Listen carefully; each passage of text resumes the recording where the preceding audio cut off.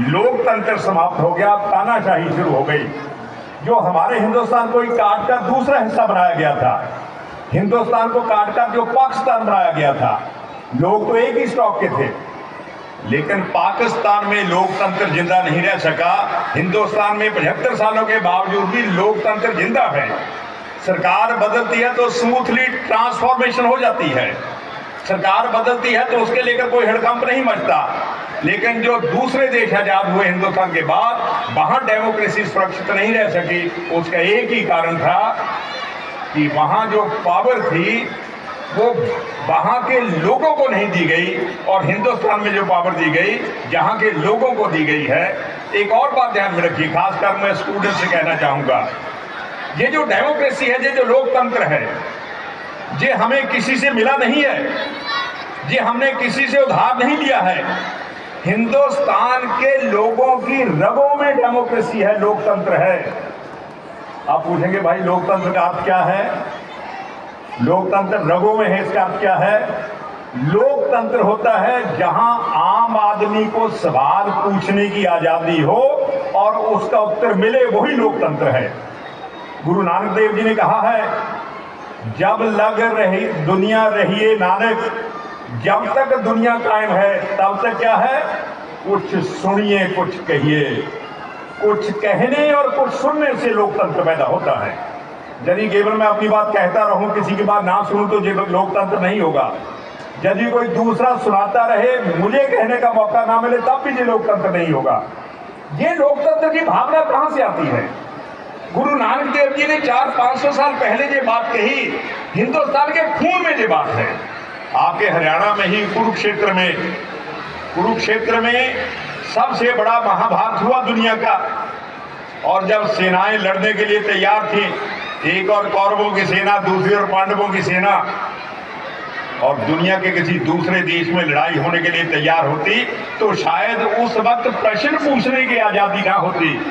लेकिन हरियाणा के लोग तो जानते हैं भाई, जब सेनाएं तैयार थी और तीर चलने वाला था, गांडीव से तीर छूटने वाला था, तो अर्जुन के मन में प्रश्न पैदा होने लगे। दुनिया के किसी ऐसे देश में, दुनिया के किसी और देश में आपने देखा हो कि सेनाएं खड़ी हो और प्रश्न पैदा होना शुरू हो जाए? अर्जुन के मन में प्रश्न पैदा होने लगे, और प्रश्नों का ताल्लुक भी लड़ाई से नहीं था कि तीर कैसा ताकतवर होना चाहिए, ऐसा नहीं। प्रश्न क्या थे? आत्मा कहां से आती है, कहां को जाती है। कृष्ण चाहते तो उसको डांट सकते थे कि ये समय प्रश्न पूछने का नहीं है, ये समय लड़ने का है। लेकिन ये हिंदुस्तान की खून की ताकत है, डेमोक्रेसी की ताकत है। कृष्ण ने अर्जुन के हर प्रश्न का उत्तर दिया, और जब अर्जुन सेटिस्फाई हो गए तभी लड़ाई शुरू हुई। प्रिय मित्रों, ये जो डेमोक्रेसी के लोकतंत्र की भावना है, ये हिंदुस्तान के डीएनए में है। बाबा साहब अम्बेडकर ने एक बात कही थी। अभी एक मित्र ने मेरा परिचय करवाते हुए कहा कि अग्निहोत्री जी अम्बेडकर चेयर प्रोफेसर रहे। आप हिंदुस्तान की डेमोक्रेसी को जानने के लिए आप अम्बेडकर को पढ़िए। अम्बेडकर ने लिखा है, दुनिया के लोग कहते हैं कि हिंदुस्तान के कॉन्स्टिट्यूशन में फ्रीडम, फ्रेटर्निटी, इक्वलिटी, ये जो शब्द आए हैं, ये फ्रांस के रेवोल्यूशन से आए हैं। अम्बेडकर कहता है ये फ्रांस के रेवोल्यूशन से नहीं आए, ये भगवान बुद्ध के दर्शन में से आए हैं। हिंदुस्तान के लोगों ने भगवान बुद्ध के दर्शन ने दुनिया को डेमोक्रेसी दी है। और लोग कहते हैं कि हिंदुस्तान का कॉन्स्टिट्यूशन दुनिया की नकल करके बना है। बाबा साहब अम्बेडकर ने कहा नकल करके नहीं बना, लेकिन हमारी मूल अंतरात्मा से निकला है।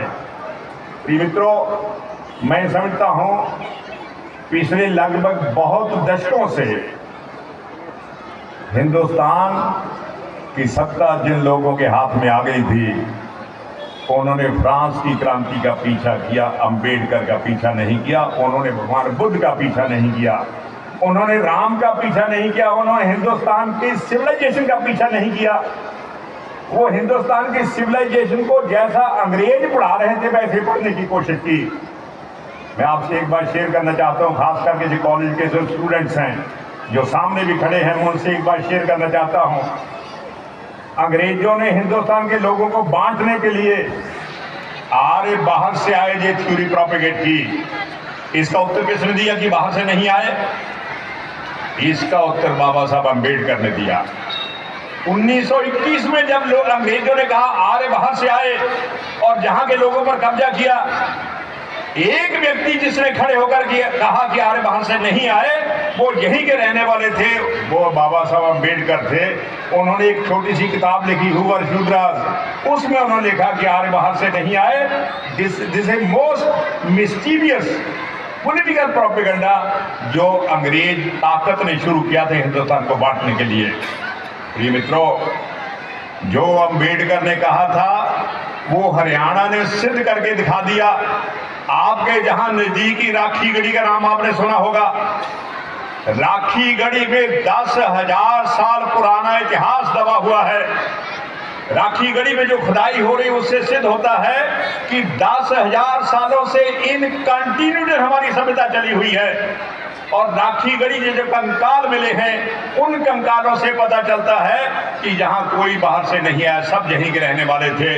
आपके हरियाणा ने अंग्रेजों के उस मसीवियस प्रोपेगेंडे का, उस शरारत का उत्तर दिया है कि आर्य बाहर से नहीं आए, वो यहीं के रहने वाले थे। इसका उत्तर हरियाणा की राखी गढ़ी से मिला है। मैं सबसे एक बात शेयर करना चाहूँगा। अभी मुझे बेदी जी के सहायक जसवीर जी मिले थे। मैंने कहा भाई क्या कर रहे हो? कहते मैं टीचर हूँ। मैंने कहा इतिहास पढ़ना शुरू कर दो। उन्होंने कहा मैंने इतिहास पढ़ा है। मैं आप सभी लोगों से कहना चाहता हूँ इतिहास पढ़ना शुरू कर दो। आपके समीपी राखी गढ़ी में 10,000 साल का इतिहास दबा हुआ है। ये एशिया का सबसे बड़ा तीर्थ स्थान बनने वाला है। पूरे जम्मू द्वीप से लोग जहां का देखेंगे कि हिंदुस्तान की, दुनिया की सिविलाइजेशन की शुरुआत राखी गढ़ी से हुई है।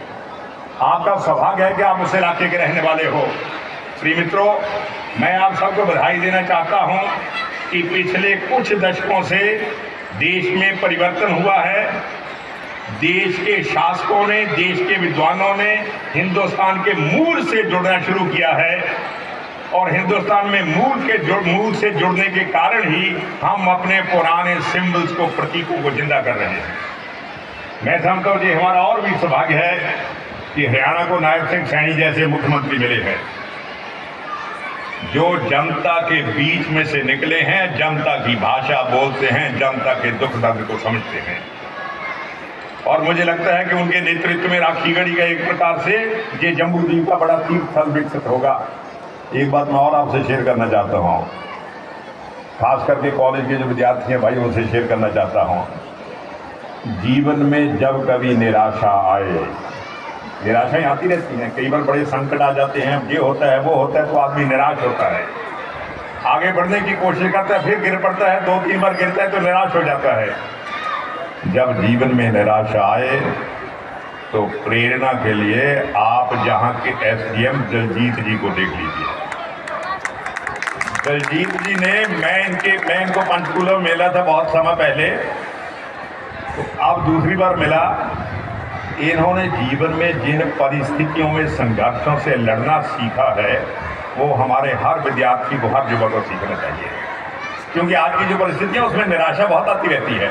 निराशा से कई बार आदमी टूट जाता है, क्योंकि टूटने का कारण होता है अब संयुक्त परिवार तो रहे नहीं, फैमिली सपोर्ट नहीं मिलती, तो आदमी निराश हो जाता है। मैं इसलिए कहता हूँ भाई, निराशा आए तो कहीं जाने की जरूरत नहीं, दलजीत के पास चले जाओ। उससे जो प्रेरणा मिलेगी, उससे आपको जीवन में आगे बढ़ने की सहायता मिलेगी। हरियाणा ने हर क्षेत्र में तरक्की की है, ई गवर्नेंस लागू की है।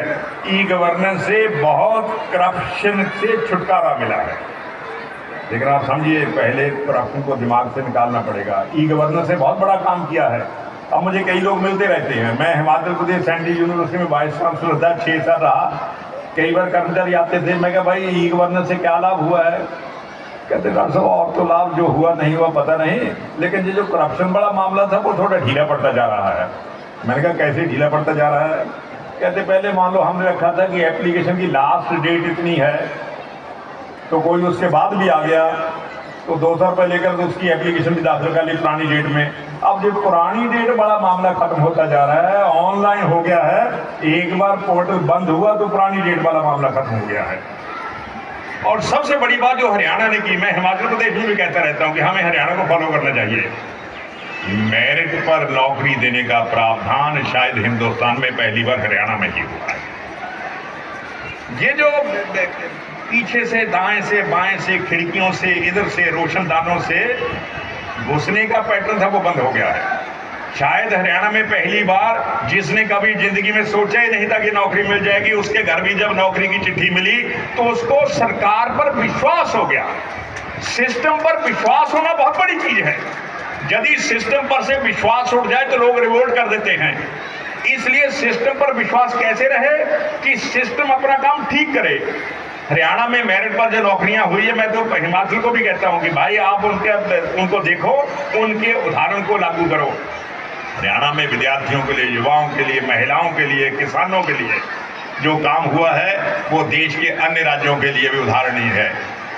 आप लोगों ने मुझे जहां बुलाया, मुझे बात करने के लिए आमंत्रित किया, मैं सब मित्रों का जो मंच पर बैठे हैं, दलजीत जी का, अमित भाटिया जी का, और आप लोगों ने, ठीक है बीच में स्कूल के बच्चे हैं तो शोर शराबा तो होता ही रहेगा, लेकिन उसके बावजूद सामने वालों को तो ध्यान से सुनना ही है। उनका डिपार्टमेंट ही ऐसा है कि सुनना पड़ता है, लेकिन जो दाएं बाएं युवा पीढ़ी है वो ध्यान से सुन रही है। मैं समझता हूँ, मैं उनका बहुत आभारी हूँ। बहुत बहुत धन्यवाद। बहुत बहुत धन्यवाद। आज के हमारे समारोह माननीय